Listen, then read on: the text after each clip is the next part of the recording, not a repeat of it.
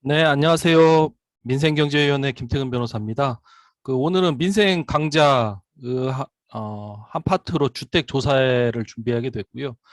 뭐 주택 조세라고 하면 보통 뭐 조세에 대한 불복 구제 수단을 하는 거 아니냐라고 생각하실 텐데 실제 그런 부분은 아니고요. 민변에서 주택 조세와 관련해서 활동을 해야 할 필요성이 있는 게 현재 주택 시장이라는 게 그 자본과 자산의 집중화 수단이 되고 있어요. 그래서 한국에서도 그렇고 뭐 전 세계 유럽이나 미국에서도 다 모두 다 도시의 주택이 자본과 자산의 집중화 수단이 되고 있어서 이에 대해서 좀 규제가 필요하다고 판단이 돼서 주택 조사의 내용에 대해서 주로 살펴보도록 하겠습니다. 오늘 목차는 첫 번째 부동산은 어떻게 가격이 결정되는지, 두 번째 주택 조세의 구체적 내용, 그리고 세 번째 뭐 과세 표준이나 세율 이외에 부동산 보유세 개요, 네 번째 이에 대한 조세 저항은 얼마나 심한지, 다섯 번째 자산 양극화 원인과 대책은 무엇인지. 내용은 그렇게 쉬운 내용은 아니고요. 근데 이제 저희가 첨부해드린 강연 자료랑 함께 두 번 정도 같이 보시면 좀 이해가 되실 거라고 생각이 듭니다. 먼저 부동산 가격 결정에 대해서 살펴보도록 하겠습니다. 항상 궁금하신 게 도대체 뭐 주택 가격은 내려갈 것 같은데 안 내려오고 이제 그런 부분이 있잖아요. 그래서 부동산 가격 결정 방정식은 무엇인지에 대해서 좀 설명을 드리도록 하겠습니다.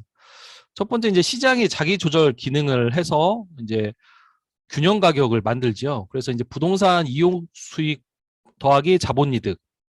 그러니까 자본이득이라고 하면 뭐 주택 자체가 오르는, 주택 가격이 오르는 이제 그에 따른 이득을 이제 자본이득이라고 하겠죠. 그래서 이용 수익과 뭐 자본 투자 이익을 합쳐서 이제 부동산 이익이라고 할 수 있을 거고.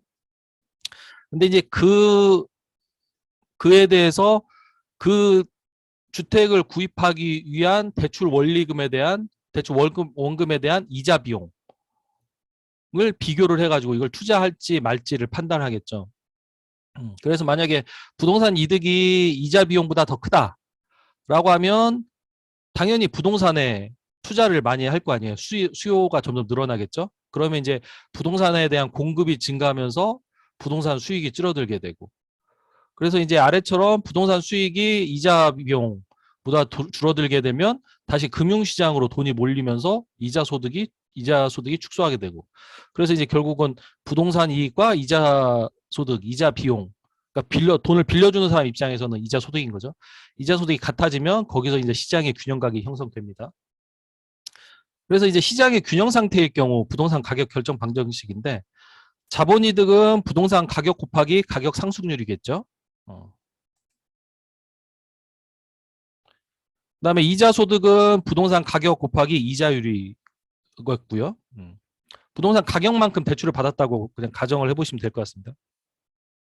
이제 부동산 이용 수익은 스스로 이용하는 수익도 있을 거고 아니면 남한테 타인에게 임대해주는 수익이 있을 수도 있죠. 그래서 이용 수익 더하기 자본이익은 부동산 가격 곱하기 이자율이다. 그래서 이거를 만약에 가격 상승률이 0이라고 하면 부동산 이용 수익 Y는 부동산 가격 프라이스 곱하기 이자율 R이니까 이거를 이게 또 양쪽으로 양변으로 서로 이항하면 부동산 가격은 부동산 이용 수익을 이자율로 나눈 가치가 됩니다. 그래서 이제 예를 들면 금리가 5%일 때 연간 500만 원의 임대료를 받는 아파트의 시정 근본 가치는 500만 원 나누기 0.05 해서 1억 원이 되는 거죠. 뭐 대략 이렇다라는 취지입니다. 꼭 이렇게 맞아 떨어지는 건 아니고요. 근데 이제 시장이 불균형한 걸 보면 예를 들어 이제 가격 상승률이 0보다는 큰데 이자율보다는 작다. 인 경우는 A가 0보다 커지니까 Y 플러스 P 곱하기 A는 P 곱하기 R. 이거를 정리해보면 프라이스, 부동산 가격은 Y 나누기 R 마이너스 A가 되겠죠. 그래서 이거 사례를 보시면 금리가 5%일 때 연간 500만 원의 임대료를 받는 아파트의 가격 상승률이 3%일 경우는 500만 원 나누기 0.5, 0.05 빼기 0.03. 그래서 0.02로 나눠줘서 2억 5천만 원이 된다. 그러니까 좀 쉽게 이해를 하자면 500만 원 똑같이 임대료를 받고 아까 가격 상승률이 0일 때라 거기에다 가격 상승률이 3%면 당연히 집값이 더 오르겠죠. 그래서 이제 이렇게 대략 가격이 결정된다는 겁니다. 근데 이제 문제는 뭐냐면 가격 상승률이 이자율보다 큰 경우는 부동산 가격이 정해지지 않으면 계속 오르죠. 이게 최근에 언제 있었냐면 그 코로나19로 인해서 2000년 3월인가 5월에 한국은행이 대한민국 역사상 처음으로 금리를 0.05%까지 기준금리를 내린 적이 있습니다. 그때는 이자율 그 가격 상승률이 이자보다 훨씬 크니까 주택가격이 계속 오르는 거예요. 그래서 이자율이 낮으면 낮아질수록 주택가격은 오를 수밖에 없습니다. 그러면서 이제 부동산 투기는 신용과 거품의 확대 재생산이 이루어진다. 이제 신용은 대출이죠. 보통 이제 지가 상승이라면 토지 가격 상승인데 저희가 뭐 주택 가격을 말씀드리지만 사실 주택 가격의 대부분은 토지 가격이에요. 그래서 이제 부동산 항상 우리가 주택 문제를 얘기하면 부동산이라고 얘기하고 하는 이유가 단순히 주택이 중요한 게 아니라 주택 밑에 깔린 토지 가격이 중요하기 때문에 부동산이라고 명명을 하고 있습니다. 그래서 토지 가격이 상승하면 이에 따른 대출이 증가하고 왜냐하면 서로 더 살려고 하는 거죠. 그래서 이제 수요가 증가하고 그리고 또 지가 상승 토지 가격이 또 올라가고 그러면서 이렇게 서로 토지 가격 오르면 대출 증가, 수요 증가, 또 토지 가격 오르고 또 이렇게 계속 이렇게 계단식으로 계속 올라갑니다. 근데 이제 떨어질 때는 지금 이제 한국은행 금리가 막 오르고 있으니까 이제 주택 가격이 막 떨어지기 시작하잖아요. 그러니까 지가 하락하니까 금리가 올라서 대출이 감소되고 또 지가 하락하니까 수요가 감소되고 그러니까 대출도 감소하고 수요도 감소하니까 또 지가 하락하고 그러면서 또 토지 가격이 거품이 꺼지는 그래서 지금 현대 자본주의에서는 부동산 같은 경우는 거품이 굉장히 크게 일었다가 크게 꺼지는 이제 그게 계속 반복되고 있죠.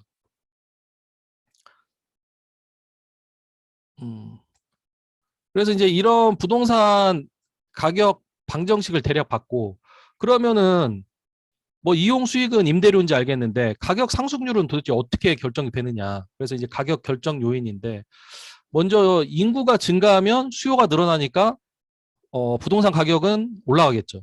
그다음에 수요자 소득이 늘어나면 올라가겠죠. 반대면 반대일 거고 인구가 감소되면 당연히 줄어들겠죠. 소득이 줄어들면 당연히 떨어질 거고요. 근데 대한민국을 보면 현재 인구는 2020년도부터 감소하고 있다고 그러고 근데 이제 소득이 늘어나면서 세대 분화가 이루어져서 주택에 대한 수요는 계속되고 있다라고 하고 있는 거고 소득 추이는 지금 2022년 한 3월부터 계속 수출 실적이 적자라고 기름 가격이 오일 가격이 오르면서 수출 실적이 적자라고 해서 2022년은 어떻게 될지 모르겠습니다. 그다음에 수도권 일자리 집중도를 말씀드리는 이유는 뭐냐면 그 전 세계 지구촌에서 대한민국이 유일하게 수도권 인구 집중률이 50%를 넘는 나라예요.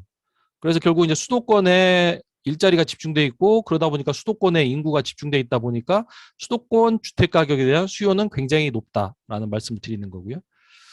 그런데 이에 따라서 공급은 부족한 거죠. 상대적으로 수도권은. 그리고 교육 집중도라는 거는 대한민국을 움직이는 철학이 약간 맹모 삼천지교 같은 그러니까 교육 문제가 굉장히 중요한 거죠. 부모들은 자녀의 교육을 위해서는 어떻게든 그 학군이 좋은 데로 이동을 하려고 그러고 또 학생들은 경쟁 서열 교육을 받다 보니까 어떻게 하면 또 더 좋은 대학 가려고 그러고 인서울 하려고 그러고 그러다 보니까 결국은 또 수도권에 집중되더라. 그리고 이제 나이 많으신 분들은 병원 그래서 서울에 한 5대 종합병원이 있죠. 뭐 서울대, 세브란스, 삼성, 현대아산, 그다음에 뭐 또 하나 있는데요.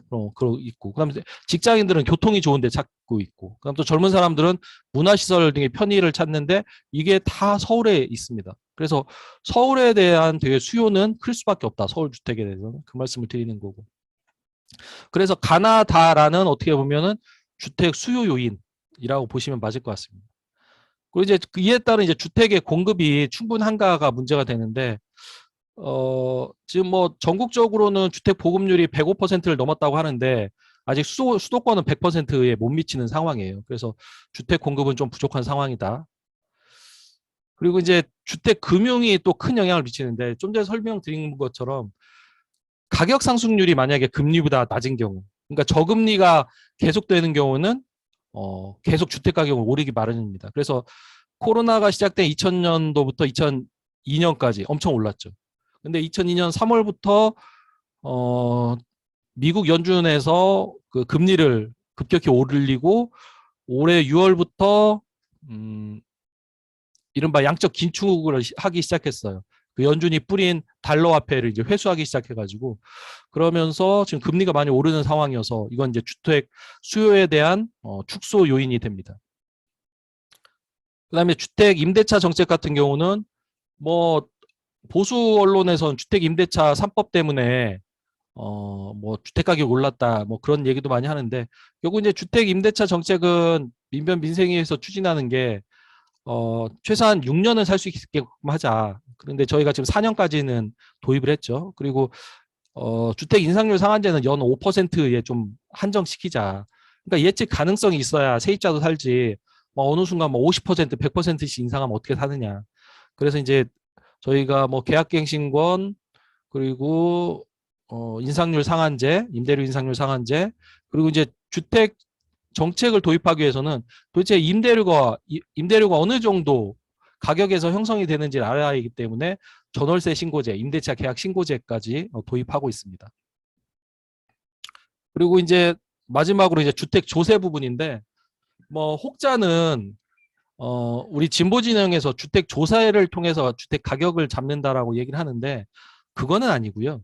주택 조사를 통해서 주택 가격을 잡으려고 하는 게 아니고 좀 전에 말씀드린 것처럼 주택 금리가 너무 낮아서 주택 가격이 너무 오르는 경우는 거기다 플러스 알파 비용을 추가로 해줘야 하는 거예요. 그래야 기회비용을 생각을 해서 가격을 더 이상 투자를 안 할 거 아니에요. 그래서 이제 주택 조세를 높여서 가격 안정화 역할을 도모하는 게 주택 조세입니다. 주택 조세를 통해서 가격을 잡는다. 뭐 그거는 아닙니다. 주택 가격을 안정화시키기 위해서 주택 조세를 활용한다. 주택 조세 제도를 활용한다라고 보시면 맞을 것 같습니다.